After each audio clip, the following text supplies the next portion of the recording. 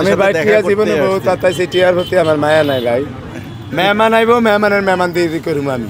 আমার কাছে ভাল লাগছে ভাই।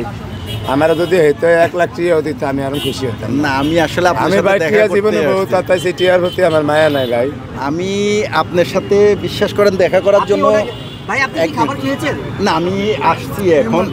আমি মনে হয় ওনার খাবার মনে হয় আসলে মনে হয় শেষ আছে, সমস্যা নেই, খাবার আমি খেয়ে আসছি। খাবারের জন্য যত প্রবাসী ভাইয়েরা আছেন দেখা করতে আমি ওনাদের জন্য ফ্রি খানা রাখবো আমার এনো।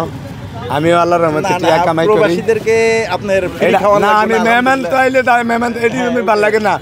মেহমান আইব মেহমানের মেহমান দিয়ে করুম আমি, এটা বুঝি আমি, সোজা কথা।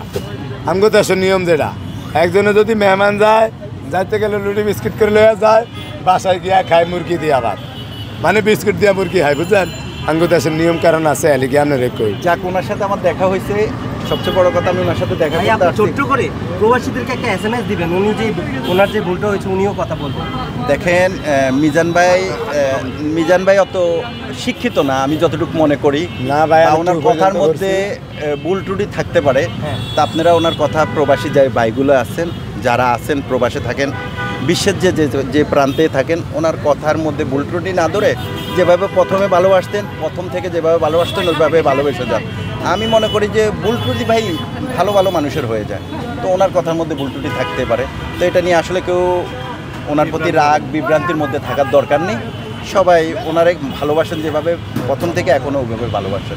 আরেকটা কথা বলতে চাচ্ছি, ওনার যে জায়গা সম্পত্তি, এই সম্পত্তির জন্য কিন্তু সর্বোচ্চ ভূমিকা রাখতে হবে প্রবাসীদের এবং বাংলাদেশের জনগণের। সে বিষয়ে আপনারা প্রবাসী যারা আছেন তারা সোশ্যাল মিডিয়ার মাধ্যমে ওনার এই যে বাপ দাদার সম্পদ বলেন, যাই বলেন, এটার জন্য আপনারা অনলাইনে আওয়াজ তোলেন। ইনশাল্লাহ ওনার যে সম্পদ এটা যেন প্রশাসনিকভাবে ওনার যে এলাকার যে প্রশাসনিক যে লোকজন আছে সাহায্য করেন, এতটুকুই। আর ইনশাল্লাহ পেয়ে যাবে ওনার।